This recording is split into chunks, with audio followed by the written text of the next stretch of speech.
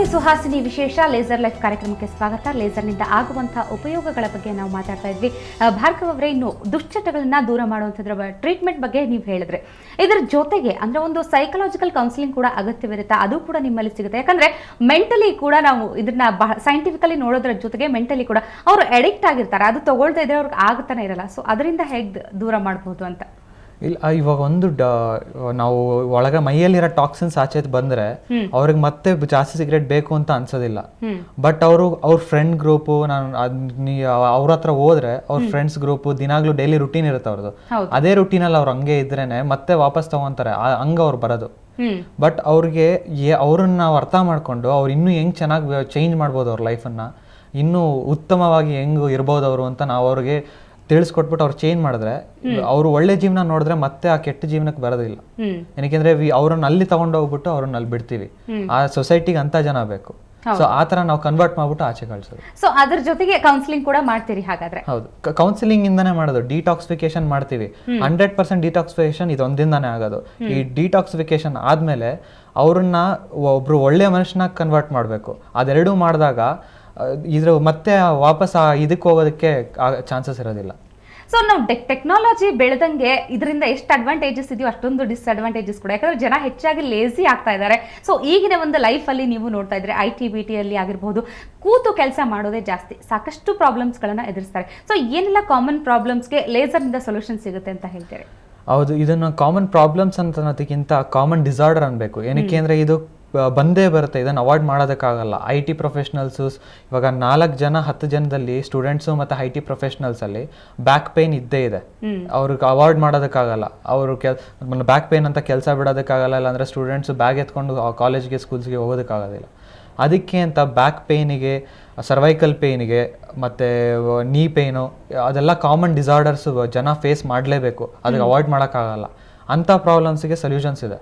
ಅದಕ್ಕೆ ಪೇಯ್ನ್ ಹೋಗುತ್ತೆ, ಮತ್ತು ಅವ್ರದ್ದು ಸರ್ಕ್ಯುಲೇಷನ್ ಜಾಸ್ತಿ ಮಾಡ್ತೀವಿ, ಕಂಪ್ಲೀಟ್ ಕ್ಯೂರ್ ಮಾಡ್ತೀವಿ.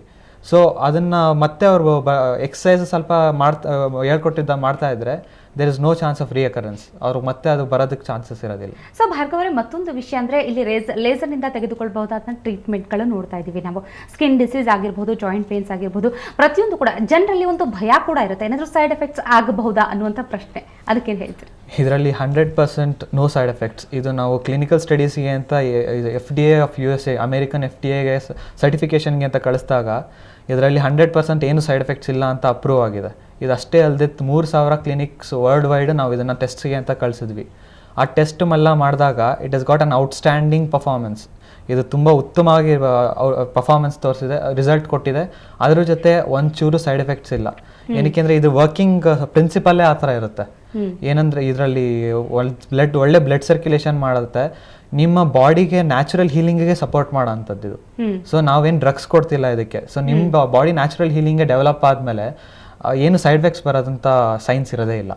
ಸೊ ಯಾವುದೇ ರೀತಿ ಒಂದು ಲೇಸರ್ ಟ್ರೀಟ್ಮೆಂಟ್ಗೆ ಚಿಕಿತ್ಸೆಗೆ ಬರಬೇಕಾದಂಥ ಪೇಷಂಟ್ಸ್ ಫಸ್ಟ್ ಅವರು ಮೆಂಟಲಿ ಪ್ರಿಪೇರ್ ಆಗಬೇಕಾಗುತ್ತಾ? ಎಷ್ಟು ಟೈಮ್ ಅಂತ ಸ್ಪೆಂಡ್ ಮಾಡಬೇಕಾಗುತ್ತಾ? ಇದ್ರ ಬಗ್ಗೆ ಏನು ಹೇಳ್ತಾರೆ? ಅದು ಒಬ್ಬೊಬ್ರು ಪೇಷಂಟ್ಸ್ ಮೇಲೂ ಡಿಪೆಂಡ್ ಆಗುತ್ತೆ. ಏನಕ್ಕೆ ಅಂದರೆ ಒಬ್ರಿಗೆ ಒಂಥರ ಪೇನ್ ಇರ್ಬೋದು, ಅವ್ರು ಇನ್ನೊಬ್ರಿಗೆ ಇನ್ನೊಂಥರ ಇಂಜುರಿ ಇರ್ಬೋದು, ಅವ್ರ ಬಾಡಿ ಟೈಪ್ ಬೇರೆ ಇರ್ಬೋದು. ಸೊ ಅವರು ಡಯಾಗ್ನೈಸ್ ಮಾಡಿದ್ಮೇಲೆ ಅವ್ರ ಬಾಡಿ ಟೈಪ್ ನೋಡ್ಕೊಂಡು ನಾವು ಹೇಳ್ಬೇಕಾಗುತ್ತೆ. ಸೊ ಯೂಶ್ವಲಿ ಸ್ವಲ್ಪ ಚಿಕ್ಕ ಪೇನು ಇವಾಗ ಬಂದಿರೋದು ಅಂತ ಅಂದರೆ 3 ಸೀಟಿಂಗಿಂದ 5 ಸೀಟಿಂಗು 7 ಸೀಟಿಂಗು ಸಾಕಾಗುತ್ತೆ. ಸ್ವಲ್ಪ ಜಾಸ್ತಿ ಕ್ರಾನಿಕ್ ಪೇನ್ಸ್ ಅಂದರೆ ಸ್ವಲ್ಪ ಜಾಸ್ತಿ ಎಕ್ಸ್ಟೆಂಡ್ ಆಗ್ಬೋದು. ಅದು ಬರೀ ನಾನು ಸೀಟಿಂಗ್ಸ್ ಅಂತ ಹೇಳೋಕ್ಕಾಗಲ್ಲ. ಅವರು ಬಾಡಿ ಆ ಲೇಸರ್ ಹೆಂಗೆ ಅಕ್ಸೆಪ್ಟ್ ಮಾಡುತ್ತೆ, ಬೇರೆ ಯಾವುದೇ ಕಂಪೇರ್ ಮಾಡಿದ್ರು ತುಂಬಾ ಚೆನ್ನಾಗಿ ಅಕ್ಸೆಪ್ಟ್ ಮಾಡುತ್ತೆ. ಓಕೆ. ಈಗ ನಿಮ್ಮ ಹತ್ರ ಚಿಕಿತ್ಸೆ ಪಡೆದುಕೊಂಡವರು ನಮ್ಮ ಜೊತೆ ಹೇಳಿದ್ದಾರೆ. ಸೊ ಏನು ಹೇಳಿದ್ದಾರೆ ಅಂತ ಬನ್ನಿ ನೋಡೋಣ. ಖಂಡಿತ. 5 ವರ್ಷದಿಂದ ಸೊಂಟ ನೋವು, ಬೆನ್ನು ನೋವು, ಮಂಡಿ ನೋವು ಇತ್ತು.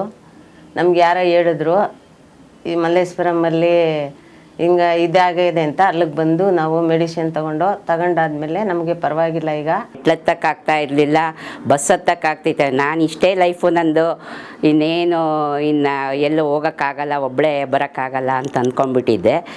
ಈಗ ಬಂದ ಮೇಲೆ ನನಗೆ ಒಂಥರ ಅನುಕೂಲ ತುಂಬ ಆಗಿದೆ. ಇವಾಗ ಮೆಟ್ಲು ಹತ್ತುತ್ತೀನಿ, ಒಬ್ಬಳೇ ಓಡಾಡೋಕ್ಕಾಗ್ತಾ ಇದೆ, ಪರವಾಗಿಲ್ಲ. ಇದಿಷ್ಟು ಚಿಕಿತ್ಸೆ ಪಡೆದುಕೊಂಡವರ ಖುಷಿಯಾದ ಮಾತು. ಸೊ ಭಾರ್ಗವ್ ಅವರೇ ಹಾಗೂ ಧನಲಕ್ಷ್ಮಿ ಅವರೇ, ಇಷ್ಟೊತ್ತು ಲೇಸರ್ನಿಂದ ಆಗುವಂಥ ಯೂಸಸ್ ಬಗ್ಗೆ ಸಾಕಷ್ಟು ಮಾಹಿತಿಯನ್ನು ಕೊಟ್ಟಿದ್ದಾರೆ. ಇಬ್ಬರಿಗೂ ಕೂಡ ಧನ್ಯವಾದ. ನಿಮಗೂ ಸುವರ್ಣ ವಾಹಿನಿಗೂ ನಮ್ಮ ಧನ್ಯವಾದ.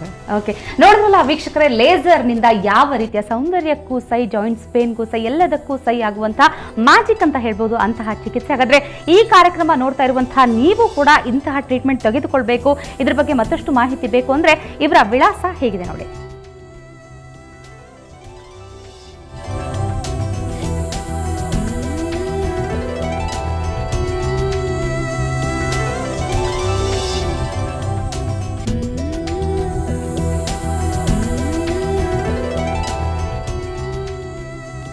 ಇದು ಇವತ್ತಿನ ಸುಹಾಸಿನಿ. ನಾಳಿನ ಸುಹಾಸಿನಿಯಲ್ಲಿ ಮತ್ತೆ ಭೇಟಿಯಾಗೋಣ. ನಮಸ್ಕಾರ.